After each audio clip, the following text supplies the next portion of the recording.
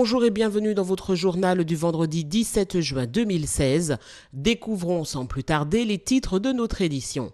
Alfred Marie-Jeanne, président du conseil exécutif de la collectivité territoriale de Martinique, a rencontré les représentants de la délégation de Nouvelle-Calédonie aujourd'hui au collège Eusanne Palsy du Gros Morne. La cérémonie de sortie de la 11e promotion des cadets de la République a eu lieu à l'hôtel de police au Lamentin. Un nouveau réseau pour les objets connectés s'installe en Martinique. Découverte de la Sérénade des Saveurs, entreprise martiniquaise d'agro-transformation. Présentation inédite d'un projet d'écriture d'un roman collectif de fantaisie littéraire sur la commune de Trinité. Adi, Annie, Julie et moi, c'est le nom de l'exposition de l'artiste plasticienne Patricia Donatien. Ce matin, au collège Eusanne Palsy au Gros Morne, le président de la CTM, Alfred Marie-Jeanne, a rencontré les représentants de la délégation de Nouvelle-Calédonie. Présente en Martinique jusqu'au mardi 28 juin 2016, les délégations calédoniennes découvriront, partageront et échangeront avec les Martiniquais et singulièrement avec les membres de l'association Sakaoulé de la Martinique sur les similitudes culturelles, linguistiques et touristiques qui les rapprochent. L'association Sakaoulé, créée en mars 2016, regroupe les Martiniquais ayant séjourné ou vécu en Nouvelle-Calédonie. On a vite créé une association qui s'appelle les Sakaoulé et depuis, comme j'expliquais, on a servi de relais en permanence entre la Calédonie et la Martinique. Alors pourquoi? En fait, j'ai vécu 8 ans en Nouvelle-Calédonie. J'ai commencé à travailler en Calédonie. On a eu l'appui du gouvernement de la Calédonie. Enfin, les choses n'ont pas été faciles, sachant qu'il y a une longue distance, malgré le matériel, multimédia. Mais en fait, avec la volonté, effectivement, on a pu aboutir aujourd'hui à ce projet. Une Trinitéenne fait partie de cette délégation de Nouvelle-Calédonie. Juillet 1964. Donc papa est parti en 63, un an après. Donc il nous a fait rentrer en Nouvelle-Calédonie et de ce temps-là c'était par bateau. Donc un mois de voyage, on peut passant par la Guadeloupe, Panama, Tahiti, le Vanuatu qui étaient les Nouvelles Hébrides, Tahiti et la Nouvelle-Calédonie.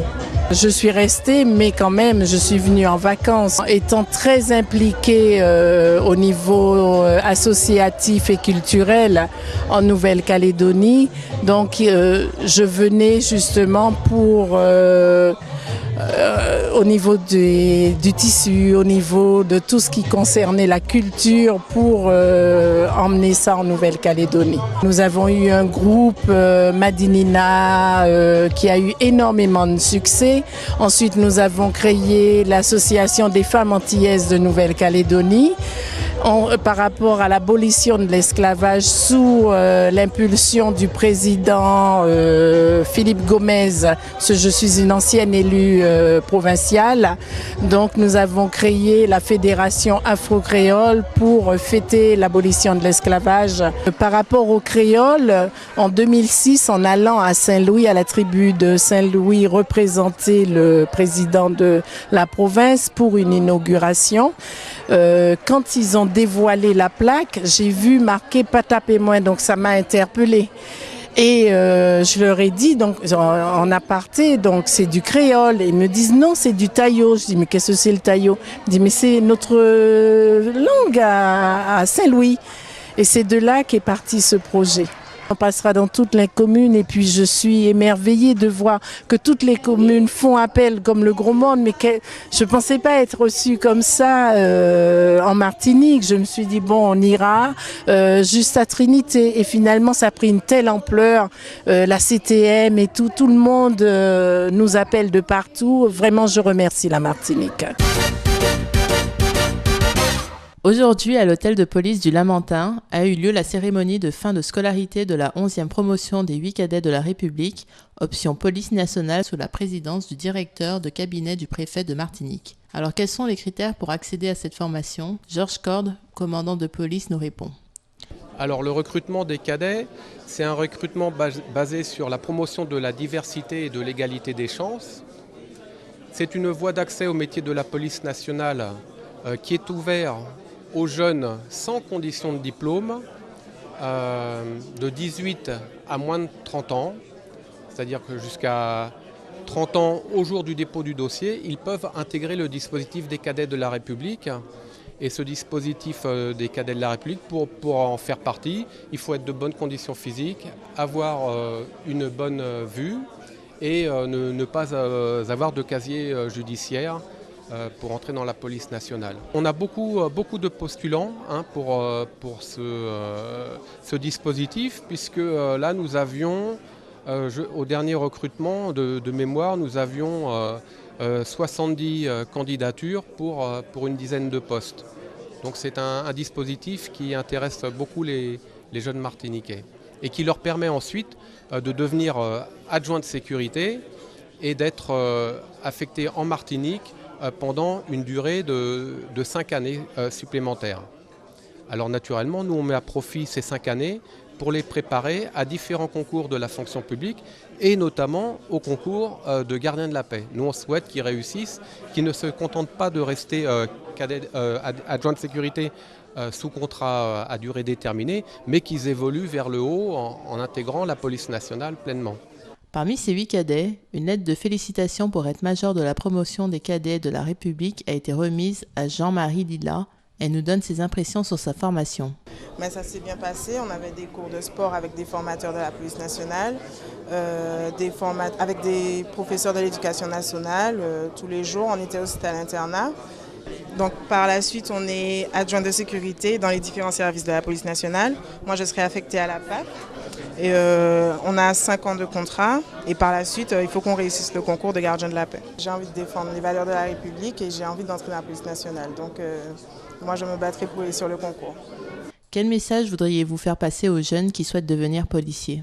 De ne pas hésiter, de passer le concours, passer les concours de la gardien de la paix s'il a le baccalauréat, ou encore passer les concours de sélection de cadets de la République pour pouvoir avoir une formation complète pour réussir le concours de gardien de la paix.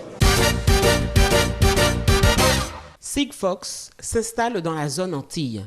Désormais s'ouvre en Martinique un réseau d'objets connectés.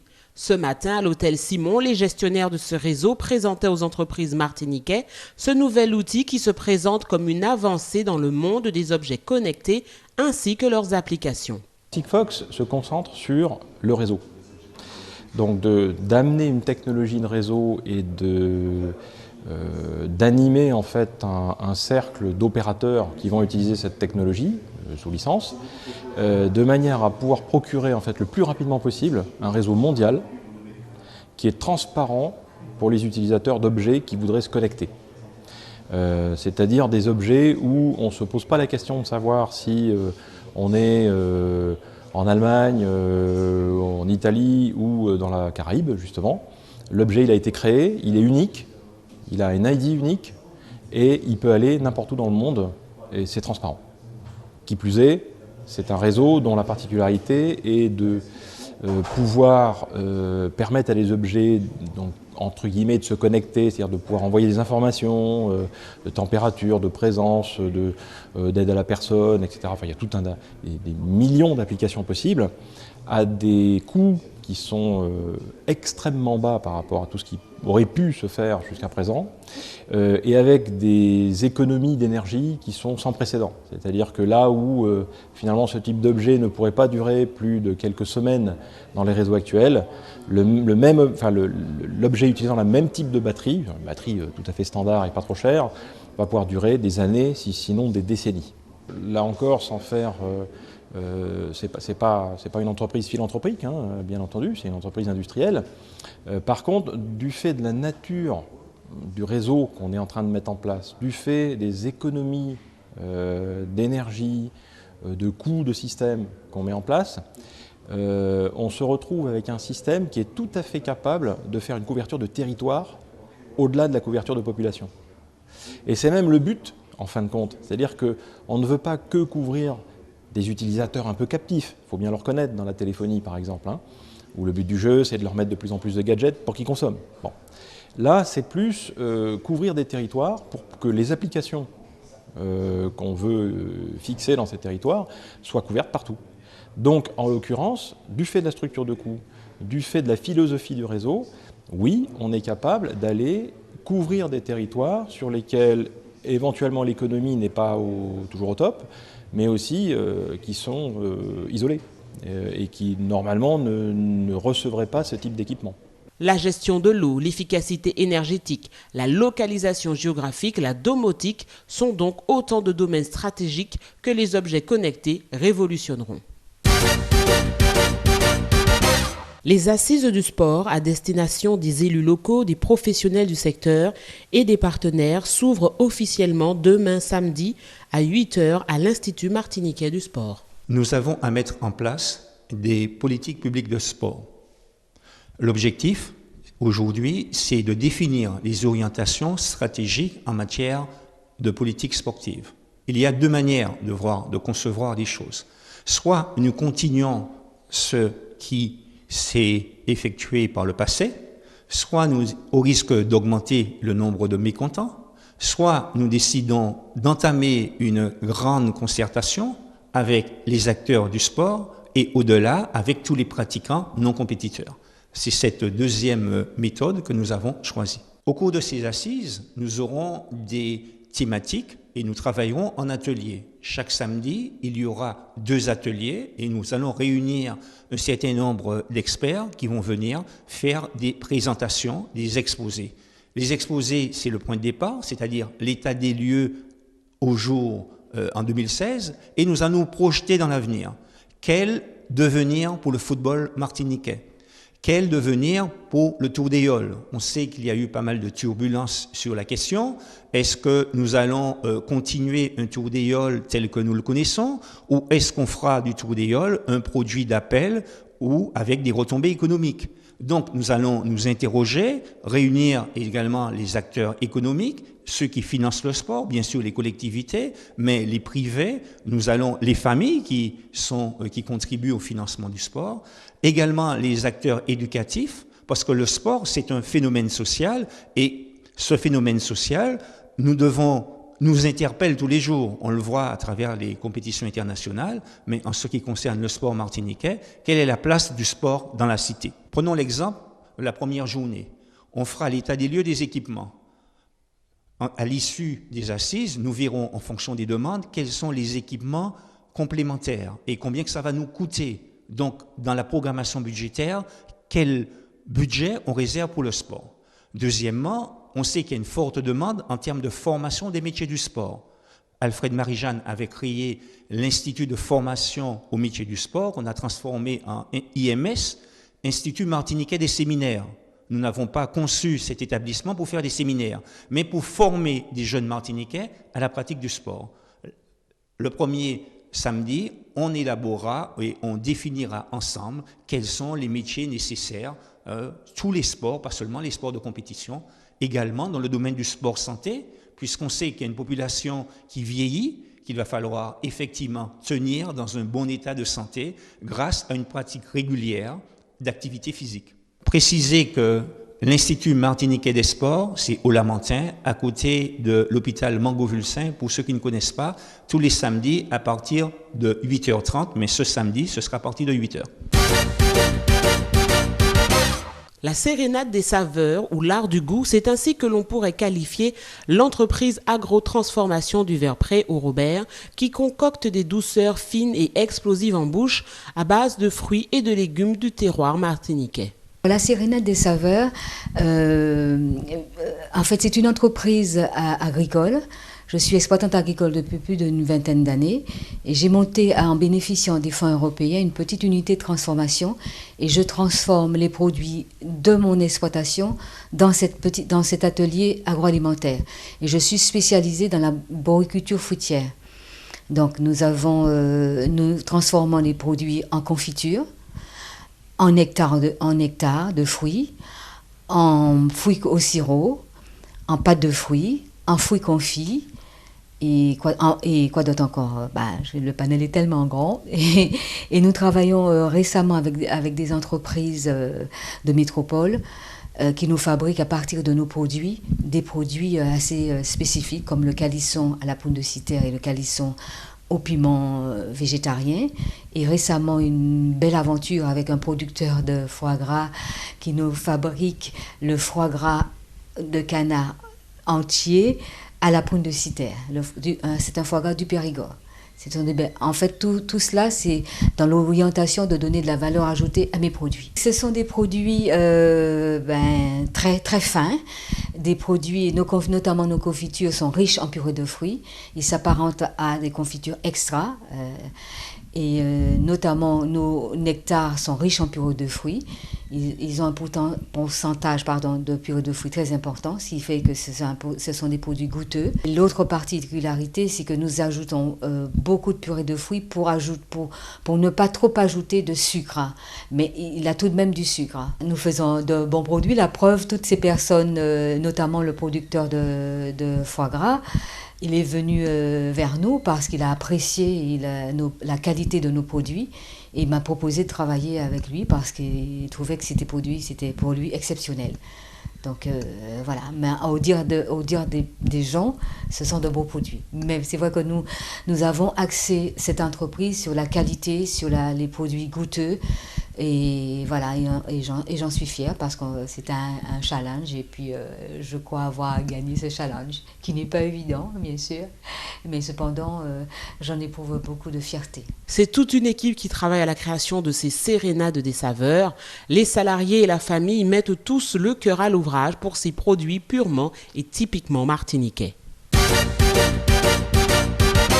Aujourd'hui, nous avons rencontré Madame Marie-Lou Ruther-Ventura, artiste écrivaine qui lance un appel à projet pour les personnes intéressées pour figurer en tant qu'auteur associé dans le prochain roman intitulé La Trinité et sa galaxie.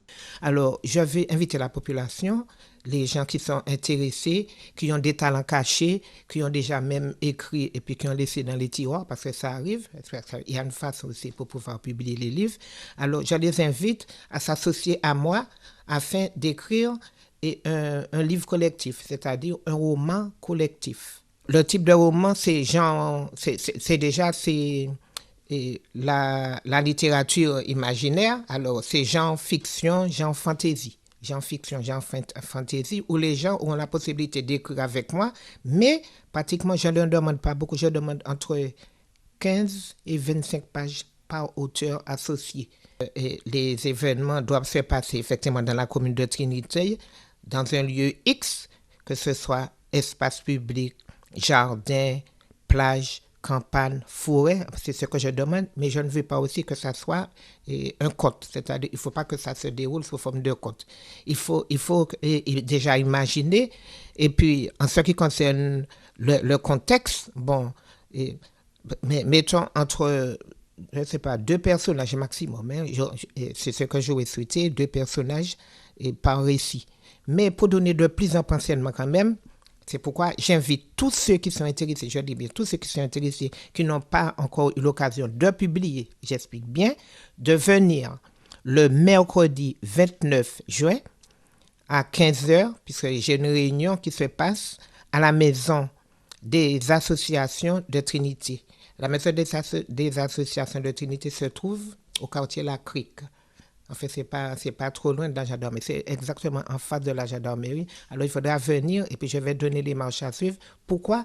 Parce que le livre doit sortir dans le milieu du mois d'octobre et il faut que ces gens-là remplissent la convention et que ces gens-là me remettent au moins leurs œuvres au plus tard le 10 septembre. Donc, il faut que toutes les personnes intéressées viennent en ce qui concerne cette création artistique qui est quand même un livre. Pour participer au projet, un droit d'inscription d'un montant de 12 € vous sera demandé. Alors messieurs, dames, à vos stylos. Patricia Donatien est une artiste plasticienne martiniquaise. L'exposition, qui s'intitule Adi, Julie, Annie et moi, est la plus personnelle de sa carrière. Elle y retrace l'histoire de sa vie, de celle des femmes de sa famille. L'artiste retrace par ses œuvres les liens physiques, spirituels et culturels qu'ont tissés ces femmes.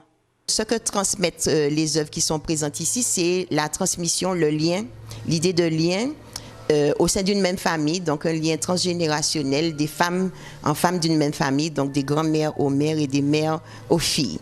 C'est aussi évoquer la mémoire de la Martinique. L'exposition est présentée à la Maison Rouge, une maison familiale, également centre et vitrine d'art au Terre-Saint-Ville. La Maison Rouge, Maison des Arts, est un centre d'abord de danse contemporaine où Christiane Emmanuel, qui est donc la directrice de cette maison et qui est chorégraphe, danseuse, et qui a habité cette maison durant son enfance et son adolescence, a créé un centre de danse contemporaine où il y a des expérimentations de danse, il y a des professionnels qui viennent le matin. Et puis l'après-midi, on reçoit des écoles, surtout les écoles de Terre-Saint-Ville, où donc les enfants peuvent ainsi rentrer en contact avec l'art. Exposer au Terre-Saint-Ville est un symbole qui donne à l'artiste le sentiment de boucler la boucle. Ça évoque l'histoire de nos familles. Mes grands-mères ont vécu à Terre-Saint-Ville. Elle est de Terre-Saint-Ville aussi. Et donc, ça resitue l'exposition au cœur de toute l'émotion et de toute la créativité qui a été impulsée par le quartier. L'exposition partira prochainement en Haïti, mais reviendra certainement faire escale en Martinique. Le directeur du MUPANA, c'est-à-dire le Musée national du Panthéon d'Haïti, m'a demandé de venir présenter cette exposition ainsi qu'une conférence sur l'évolution des femmes caribéennes. Il m'est venu l'idée, en exposant à Terre-Saint-Ville, d'aller exposer aussi à Trenel ou dans un autre quartier populaire, parce que cette idée d'amener l'art dans les quartiers populaires me plaît beaucoup. La Maison Rouge expose les œuvres de Patricia Donatien jusqu'à demain samedi soir. Et c'est ainsi que se termine notre édition. Rendez-vous lundi à 19h20 pour une nouvelle page d'information.